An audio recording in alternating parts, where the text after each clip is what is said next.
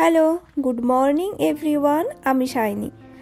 আজকে সকালে ব্রেকফাস্ট করার পরে হাতে আরও বেশ খানিকটা সময় আছে, তো এতটা সময় রুমে গিয়ে ওয়েস্ট করে আর কি হবে, তাই এই সুন্দর জায়গাটাতে আরও কিছুক্ষণ ঘুরে বেড়িয়ে কিছুটা সময় অতিক্রম করে যাই।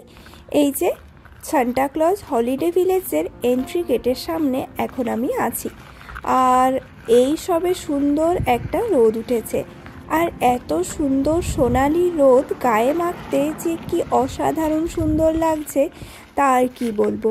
এমন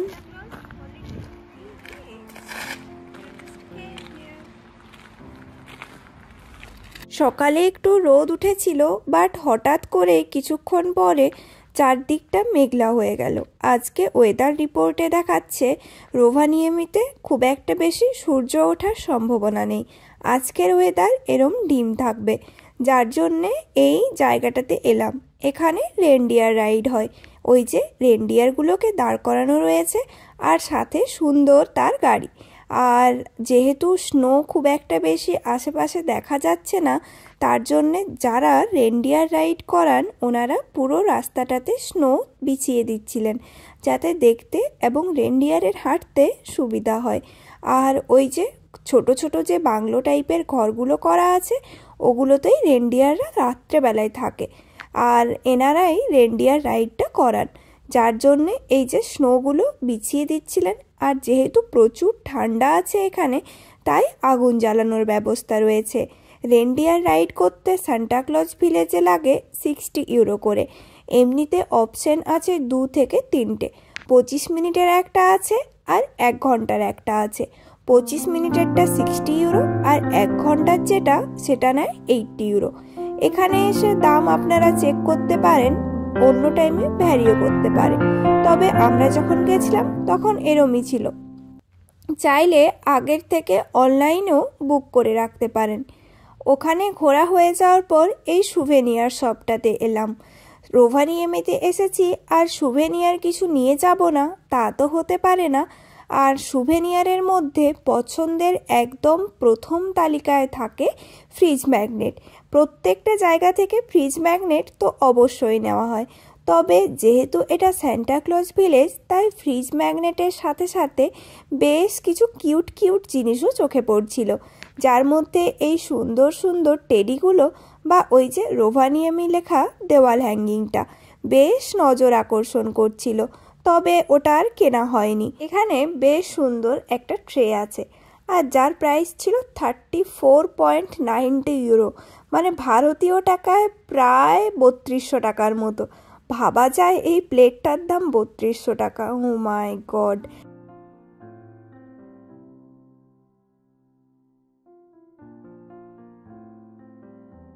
এখানে সব কিছুই বেশ কস্টলি, আর হবে তো স্বাভাবিক, সান্টাক্লজ ভিলেজের ভেতরের দোকান বলে কথা। এখানে কিছু রেনডিয়ারের শিং দিয়ে তৈরি জিনিসপত্র চোখে পড়ছিল, যেমন ওই কিরিং বা বিভিন্ন টাইপের শিংও ছিল। এগুলোর প্রাইস ছিল 7 থেকে 8 ইউরো করে। আর এই যে দুটো শিংওয়ালা যেটা ছিল ওটার দাম হলো 18 ইউরো, মানে ভারতীয় টাকায় 1800 টাকার মতো। আর ফ্রিজ ম্যাগনেটগুলো ছিল এক একটা 6 ইউরো করে, ভারতীয় টাকায় 540 টাকা করে।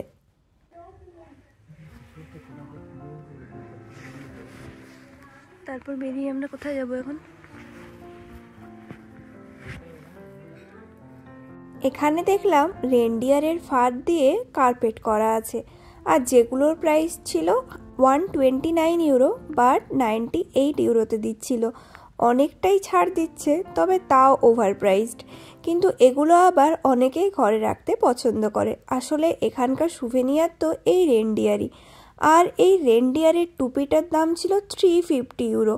ইন্ডিয়ান রুপিসে কনভার্ট করলে হয়ে যাবে প্রায় 34,000 টাকার মতো। খুবই কম দাম, এগুলো তো যখন তখন কেনাই যেতে পারে। ও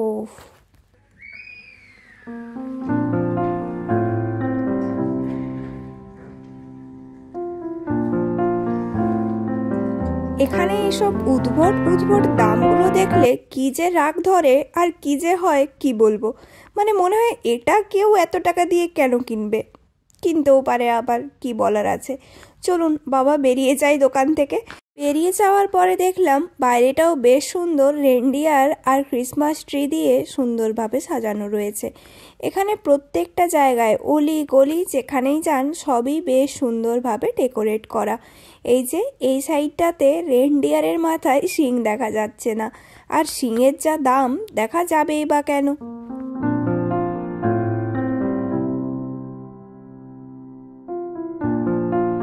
রেনডিয়ারের সাথে সাথে এখানে হাস্কি রাইডও হয়, আর হাঁটতে হাঁটতে এই হাস্কি রাইডের পাতটাতেই চলে এসেছিলাম।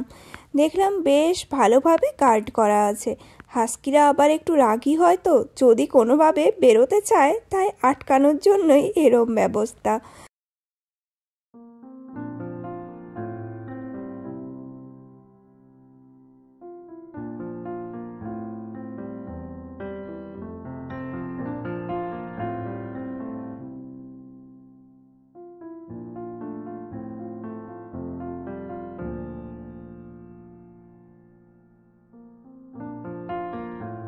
স্নো তো একদমই নেই, থাকলে যদিও এই জায়গাটাকে একেবারেই ম্যাজিক্যাল লাগতো। হালকা হালকা বৃষ্টিপাত হওয়ার সম্ভাবনা আছে, তবে এখনও হচ্ছে না। এখান থেকে আমরা বেরিয়ে যাই, তারপর বাবা যা ইচ্ছে হোক। আর এই গাছটার মধ্যেও দেখলাম ইন্ডিয়ার ফ্ল্যাগ দেওয়া আছে। মোটামুটি সব জায়গাতেই আপনি প্রত্যেকটা দেশের কিছু না কিছু নিদর্শন পেয়েই যাবেন। শেষবারের মতো আর্কটিক সার্কেল আর একবার এখানে ক্রস করে যাই, তারপরে তো আমরা আরও অনেক নর্থে আর্কটিক সার্কেলের মাঝেই চলে যাচ্ছি বলতে পারেন। আমরা যাচ্ছি ফিনল্যান্ডের থেকেও আরও ওপরে সারিসেলকা ইনারি ওই পাটটাতে, যেখানে প্রচুর প্রচুর প্রচুর বরফ আছে। আর এই বরফ না থাকার দুঃখ নিয়ে থাকতে হবে না। চলুন তো আর একটা সুভেনিয়ারের দোকানে যাই। ওখানে তো সব কিছুর এতটাই দাম ছিল যে ওখান থেকে কিছুই কেনা গেল না, তাই এদিকে দোকানটাতে এলাম। এখানে একটা ছোট্ট মতো শপ করা আছে, আর যেখানে রিয়েল অরিজিনাল রেনডিয়ার অ্যান্টলার দিয়ে তৈরি জিনিসপত্র পাওয়া যায়, আর এটা একেবারেই হ্যান্ডমেড, যার জন্যে দেখার ইচ্ছে ছিল, বাট আর যাওয়াই হলো না। আর অতটা টাইমও নেই এখন আর এখানে এরমভাবে ঘুরে বেড়ানোর জন্যে। তাড়াতাড়ি গিয়ে কয়েকটা সুভেনিয়ার কিনেই বেরোতে হবে। ঘড়ির কাঁটা বেশ তত্তর করেই এগিয়ে চলেছে, আর কিছুক্ষণের মধ্যে আমাদের রুমে ফিরে না গেলে আজকে মনে হয় না যে আমরা আর সারিসেলকা যাওয়ার বাসটা পাবো। রাস্তায় হাঁটতে হাঁটতে হঠাৎ করে দেখি প্রচুর লোকের একসাথে আগমন।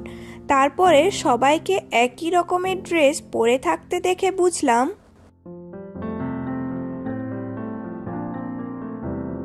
কোনো একটা ট্যুর বা কোম্পানি থেকে ওনারা এসছিলেন। রাস্তায় হাঁটতে হাঁটতে গ্লাস রিসর্ট ইগলু চোখে পড়লো, আর সান্টা ক্লজ ভিলেজের মধ্যেও প্রচুর ইগলু আছে।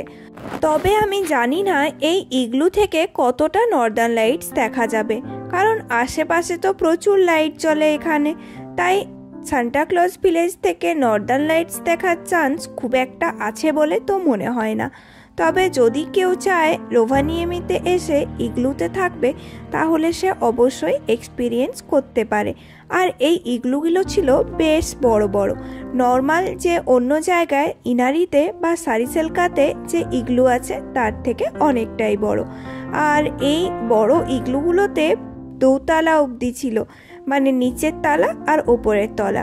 আর বাইরের দিকে ছিল সুইমিং পুল, যেটাতে নিশ্চয়ই গরম জলও আসে, না হলে এই ঠান্ডার মধ্যে মানুষজন কি করে সুইমিং পুলে নেমে স্নান করবে।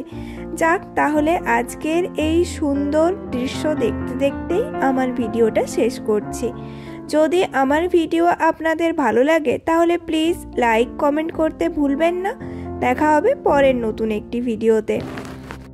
এই ইগলুগুলোর পার নাইট ভাড়া কিন্তু 6 থেকে 700 ইউরো হয়েই যাবে।